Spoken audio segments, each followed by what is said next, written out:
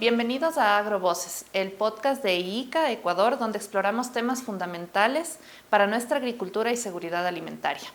Hoy nos encontramos en la estación Santa Catalina del Instituto Nacional de Investigaciones Agropecuarias INIAP, un lugar especial para la conservación de la agrobiodiversidad, específicamente el Departamento Nacional de Recursos Fitogenéticos. El día de hoy nos encontramos con César Tapia, el cual es un experto en agrobiodiversidad y conservación y también es el responsable del departamento. Bienvenido, César. Muchas gracias, Nati. Gracias por haberme invitado a Agrovoces del IICA aquí para contestar las inquietudes que ustedes tengan y bienvenidos al Departamento Nacional de Recursos Fitogenéticos. Muchas gracias, César. Quisiéramos saber primeramente qué es la agrobiodiversidad. Bueno, la agrobiodiversidad es un término que debe tener ya unos 15 años, diría yo, porque antes se hablaba de variedades nativas, de especies nativas, y luego comenzó a aparecer este término que inclusive en la Constitución del 2008 ya está agrobiodiversidad. Pero agrobiodiversidad no solo se refiere a las plantas, la agrobiodiversidad se refiere a mucho más. Se refiere a plantas, se refiere a animales, se refiere a acuáticos, se refiere a microorganismos, se refiere a forestales. Se refiere también al entorno en donde se desarrollan estos cultivos o estos animales. Entonces es mucho más amplio. Inclusive hay definiciones que se dice que también vienen los conocimientos tradicionales dentro de la definición de agrobiodiversidad. Es decir, toda la biodiversidad que está relacionada con alimentación y agricultura. Ese sería, en términos más sencillos, lo que estamos hablando de lo que es agrobiodiversidad. Listo. Y por ende es muy importante para todos los ecuatorianos. ¿Y cuál es la importancia de que todos conozcamos sobre la agrobiodiversidad y por qué debemos preservarla más que todo? A ver, es muy fácil contestar esa pregunta porque realmente es todos los días, ¿qué es lo que nosotros hacemos aparte de dormir? Es comer. Y lo que comemos es la agrobiodiversidad. Entonces, ¿qué más importante que eso puede ser? El tema es que la agrobiodiversidad en un país como nuestro, que es mega diverso, no está siendo aprovechada como debería ser aprovechada. Es decir, nosotros solo consumimos ciertos productos o ciertos cultivos y nuestra agrobiodiversidad es muy amplia. Entonces ahí hay un reto que seguramente tendrá que venir en el futuro de seguir avanzando en el consumo de mucha más biodiversidad para alimentación y agricultura. Entonces ahí está la gran importancia, ¿no? Es realmente nuestra seguridad y soberanía alimentaria. Claro, y nosotros tal vez viviendo aquí en el Ecuador, a veces no nos damos cuenta de la riqueza que tenemos, cuando tal vez afuera, en otros países, vemos que hay muy pocos cultivos, muy poca diversidad de frutas, qué sé yo, de otras cosas. Y nosotros en verdad somos afortunados de tener esa agrobiodiversidad y quisiéramos que se use más, ¿no? En todos nuestros hogares en realidad. Y bueno, estamos en este momento, justamente estamos en el banco de germoplasma, en uno de los tipos de conservación que se hace aquí. Entonces, si nos puede contar, ¿qué es el banco de germoplasma? ¿A qué se dedica? ¿Qué implica el banco de germoplasma? Bueno, es un término germoplasma y banco, un término un poco complicado, ¿no? Cuando la gente normalmente que no está relacionada con esta actividad dice banco de germoplasma, relacionan con dinero. Bueno, diríamos que la relación puede ser muy interesante, es decir, porque aquí no es dinero, pero aquí se conservan variedades nativas, aquí se conserva mucha de la biodiversidad de nuestro país para alimentación y agricultura. Y entonces un banco de germoplasma es un sitio donde por medio de varias técnicas, en nuestro caso en el INIAP, que es el banco de germoplasma más grande del Ecuador, conservamos en cámaras frías a menos 15 grados centígrados, o en campo, o en condiciones in vitro, o en condiciones de crioconservación. Son técnicas que nos permiten conservar durante mucho tiempo esas variedades que alguna vez, que siguen en algunos casos en las fincas de los agricultores y que nosotros las conservamos acá, que llamamos ex situ, fuera de su hábitat, pero para resguardar lo que está en las fincas de agricultoras, porque de ahí han venido esas variedades. Pero hemos visto durante ya más de 30 años que hemos estado en esta actividad que se ha ido erosionando, se han ido perdiendo esas variedades. Y hemos hecho, por ejemplo, estudios de cuantificación que llamamos de erosión genética y se ha perdido, por ejemplo, en tubérculos menores, hablando de melloco, y macho, se ha perdido hasta 30% de la variabilidad que existe en las fincas de agricultores. Por eso la importancia de tener sus materiales en un banco de germoplasma. La otra importancia es que estas variedades nativas no solo se conservan en este banco, sino también se ve su potencial, ver qué características tienen. Y entonces, por medio de programas de mejora que tiene el INIAP, hemos generado una serie de variedades mejoradas de varios cultivos de seguridad alimentaria y otros de importancia económica, que ha permitido que se aumente la productividad, que haya resistencia a plagas de enfermedades, que sean productos o variedades con mejor calidad nutricional. ¿Y de qué depende que, por ejemplo, unos cultivos o unas semillas se guarden en la cámara fría, otras sean en in vitro, otras en campo? ¿De qué depende? ¿Cómo se decide eso? A ver, este es un tema un poquito más técnico, ¿no? Voy a tratar de hacerlo lo más sencillo posible.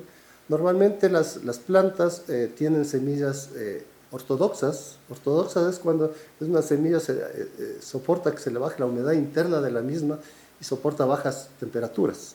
Por ejemplo, el maíz, el frijol, la quinoa, el amaranto, esos granos son semillas ortodoxas, pero hay otras semillas que son recalcitrantes, por ejemplo, el aguacate, el coco y muchos de los frutales amazónicos. Y hay otras semillas, no son semillas, sino hay otras especies que son de reproducción asexual.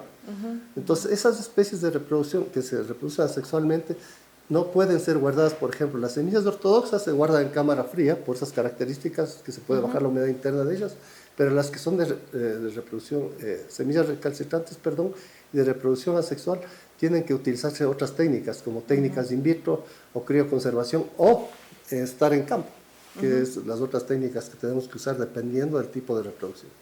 Y la crioconservación es algo nuevo, ¿no? Que se está empezando tal vez aquí en el banco. ¿Qué colecciones están ahorita en crioconservación? Bueno, nuevo no, a nivel mundial no lo es, ¿no? Porque esto ya tiene más de 20 años en este tema de crioconservación, pero acá en el Ecuador estamos tratando de implementar en el banco la crioconservación y hemos comenzado con una semilla intermedia que es la colección de maní, que es una semilla intermedia porque tiene contenido de aceite en su semilla, y luego seguimos con papa y luego vamos a seguir con cacao. Listo. Entonces entiendo también que en crioconservación se puede guardar por más tiempo también. Bueno, es indefinido. Es indefinido. Sí. Ya, o sea, esa es la ventaja de la Esa es la ventaja de la crioconservación. Las otras tienen un tiempo finito. Por ejemplo, en cámara fría se puede guardar hasta 50 años. In vitro sí que tiene un tema de máximo dos años que se puede mantener, luego hay que hacer micropropagaciones. Listo. Y de todas las colecciones, o bueno, de las colecciones o de las especies que están guardadas aquí en el banco, ¿cuáles son las que tienen mayor, cuáles son las más importantes, tal vez las que tienen mayor valor o las más interesantes que tenemos aquí en el banco? Sería injusto decir cuáles son las más importantes. Todas son importantes porque en algún momento van a servir, pero las que tenemos en mayores cantidades, que tenemos colecciones más grandes, diría, es por ejemplo, tenemos la colección, perdón, comenzando la más importante, diría yo, la colección de cacao. Es una colección que es una de las más grandes de América Latina y la tenemos en condiciones de campo, en 3 estaciones experimentales de INIAP. Luego tenemos, perdón, tenemos colecciones que están en cámara fría, por ejemplo, las colecciones de maíz, con más de 2.000 accesiones, de frijol con una cantidad similar. Tenemos colecciones de quinoa con 500 accesiones. Tenemos la colección de papa con 500 tipos. Bueno, la gente va a decir, ¿habrá 500 tipos de papas? ¿No? O habrá 500 tipos de quinoas o de amarantos. Entonces tenemos colecciones muy importantes para seguridad alimentaria, la colección de chocho, la misma de maní. Y puedo decir, porque tenemos 390 especies conservadas aquí en el banco. Hay especies silvestres emparentadas con cultivos, es decir, diciendo de forma fácil, los abuelitos de la papa ahora cultivada también están en la naturaleza, y eso también hemos colectado esos materiales para preservarlos aquí en el banco y que son una fuente de genes para programas de mejora genética. Interesante. Y sabemos que recientemente también se festejó o se celebró el Día del Banco de Germoplasma.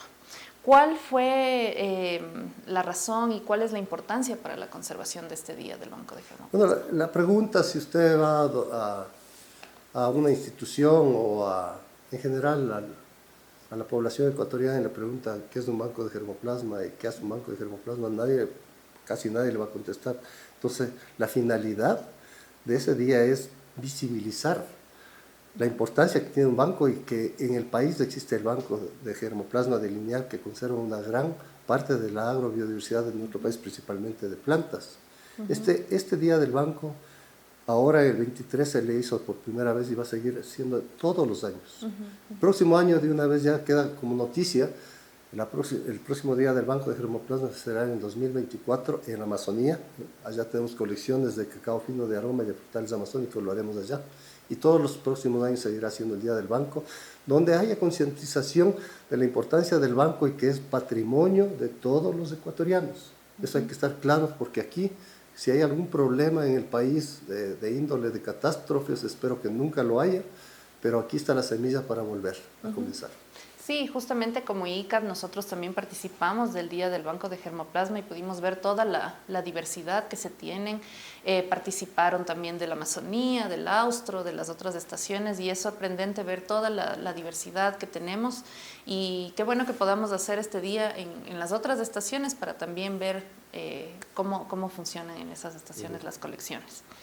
Y bueno, regresando un poco, hablábamos que también muchas de estas semillas han salido de fincas de los agricultores. ¿Cuál es la importancia de los agricultores locales para la conservación? O sea, ¿cómo trabaja el DENAREF, el Banco de Germoplasma, con los agricultores para preservar esos cultivos en sus fincas? Bueno, hay que comenzar diciendo que la agrobiodiversidad que tenemos del país es producto de que agricultores durante 10.000 años nomás han domesticado plantas silvestres que luego se volvieron plantas cultivadas en nuestro país y es lo que tenemos ahora. Por ejemplo, 500 tipos de papas es producto de esa domesticación y de la conservación en fincas de agricultores. Lo que hemos hecho nosotros simplemente con el banco, cuando se creó el banco, es tratar de tener en condiciones de in situ lo que tienen los agricultores para que no se pierda, porque en condiciones in situ hay problemas y ahora mucho más con cambio climático, hay problemas de pérdida de los materiales por diferentes causas y eso lo que ocasiona es lo que les acabo de decir, que se pierdan los materiales. Entonces, el banco tiene esa finalidad de resguardar eso, pero ahora el banco también tiene otra finalidad, que los agricultores van perdiendo sus materiales y nosotros restituimos los materiales hacia los agricultores. Es decir, ahora, durante los 10 últimos años hemos estado haciendo un proceso de restitución de materiales hacia los agricultores. Hemos tenido ya más de unas 30 especies que hemos restituido a los agricultores en todo el país. Entonces sí, se tratan de todas las variedades que en la Amazonía, en la costa, en la sierra, que a ellos les interesa volver a sembrar esos cultivos en sus fincas, porque también es importante para su seguridad alimentaria. Seguramente. Y a pesar de que hay un gran trabajo, bueno, que se ha hecho ya por tantos años en conservación, me imagino que cada vez nos enfrentamos a retos diferentes, importantes. ¿Cuáles considera que son los mayores desafíos para la conservación de la agrobiodiversidad? A ver, hay un primer desafío para la agrobiodiversidad que es el cambio climático en este último tiempo. Creo que ahora está muy claro que el cambio climático lo que está produciendo. En nuestro país en este momento tenemos un proceso de sequías que no habíamos visto casi nunca en el país y nos ha comenzado a preocupar.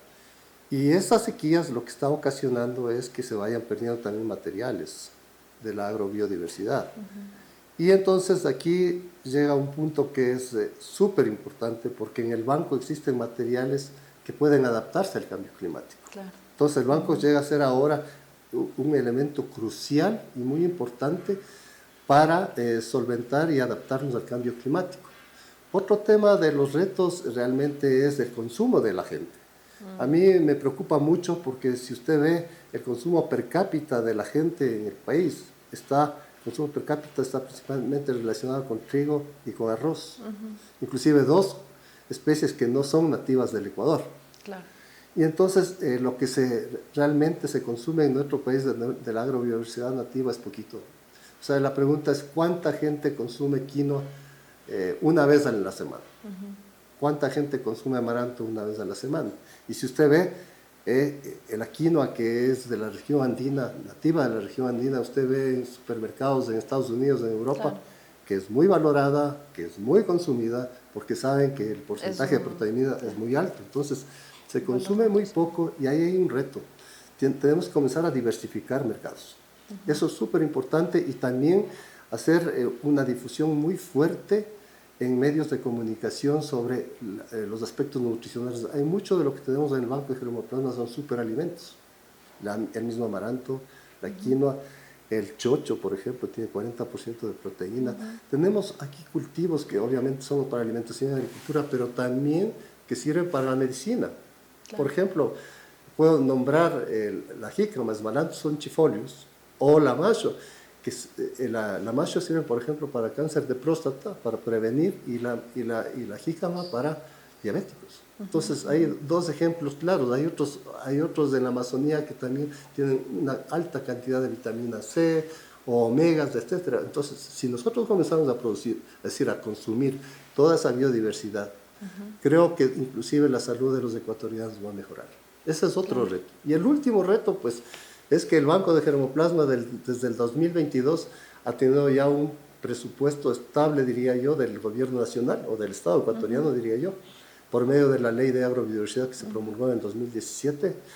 Y ahora dentro de la ley hay un fondo que se llama FIASA, que es el Fondo de Investigación, Semillas y Agricultura Sustentable, que desde el 2022 está dando recursos, una parte de los recursos financieros para mantener el banco, que necesita recursos bastante amplios. Claro. Y otro elemento que es esencial es cooperación internacional, como ICA, como FAO, como el Fondo de Diversidad de Cultivos que se llama Crop Trust.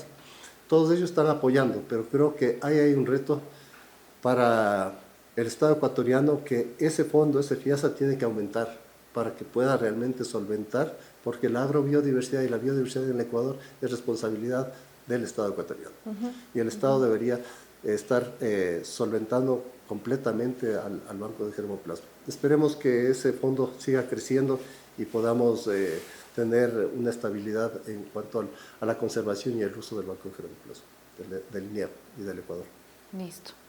Y finalmente, César, ¿cuál es su visión a futuro para la agrobiodiversidad y para el DENAREF, para el Banco de Germoplasma? ¿Qué quisiera usted que cambie? No soy un vidente realmente, pero lo que yo quisiera es lo que estamos hablando, ¿no? Que la gente consuma más. Que la gente... Hay una frase que dice, lo que no se usa no se conserva. Eso está muy claro. Y si no, la gente no comienza a usar la agrobiodiversidad nativa que tenemos, y si no hay programas estatales y hay política nacional en donde se incentive el consumo de la agrobiodiversidad, seguramente se va a seguir perdiendo los materiales en el campo de los agricultores. Ni siquiera en las zonas urbanas ni siquiera conocen mucha de la agrobiodiversidad. Yo me atrevería a decir que no conocen ni el 10% de la agrobiodiversidad que tenemos en nuestro país. Entonces hay un reto, pero es política también pública que tiene que incentivar el consumo de esta agrobiodiversidad en toda la cadena de valor, desde la conservación, la producción, post cosecha, comercialización, mercado, valor agregado. Ese es un reto que se tiene que ver en el futuro. Y el futuro de los bancos de germoplasma, pues, es seguir manteniendo esa biodiversidad, es seguir teniendo apoyo. A nivel internacional los bancos son muy valorados y el Estado ecuatoriano tiene que seguir valorando, porque no podemos hacer que un patrimonio de los ecuatorianos se pierda. Eso es. Así es. Entonces, Nati, uno de los retos, por ejemplo, de los bancos y de nuestra institución ha sido conseguir financiamiento.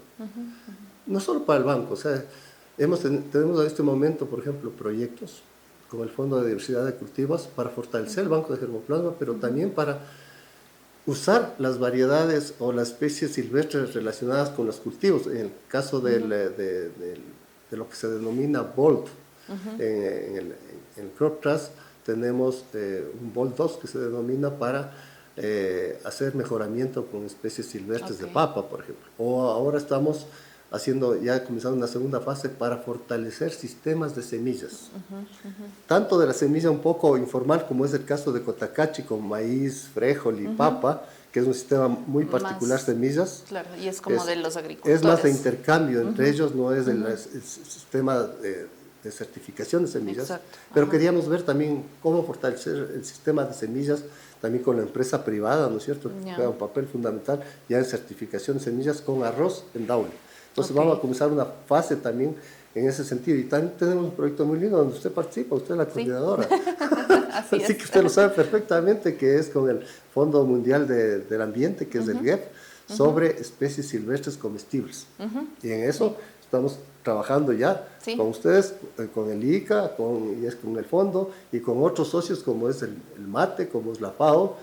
Estamos con el Ministerio de Agricultura, estamos trabajando con estas especies silvestres que ya están en el mercado, que tienen una acogida fabulosa, como es el mortiño, como es la vainilla, y como ahora es el Theobroma albicolo, que es el cacao blanco.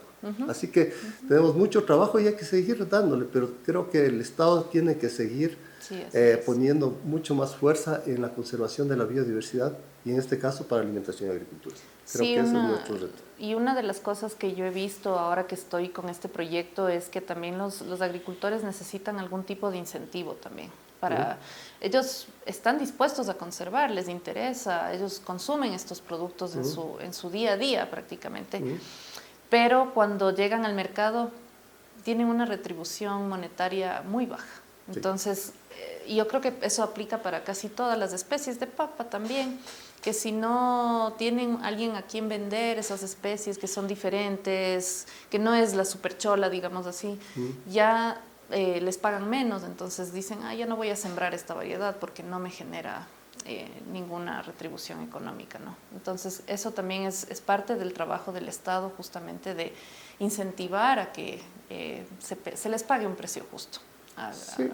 Hay buenos ejemplos, ¿no? Buenos ejemplos de eso, y hay también buenos ejemplos de cómo seguir buscando estrategias para conservar la agrobiodiversidad. Ejemplos: ferias de comercialización, por ejemplo, del productor al consumidor, para romper esa cadena de intermediarios que les compra a un valor irrisorio.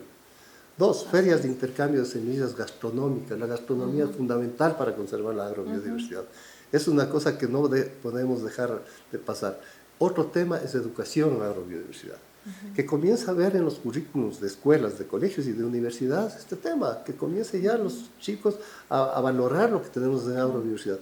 Otro tema que en nuestro país, y es un potencial inmenso, el turismo, pero el agroturismo es parte de eso que puede dar réditos muy importantes al país. Entonces vea usted, y el valor agregado.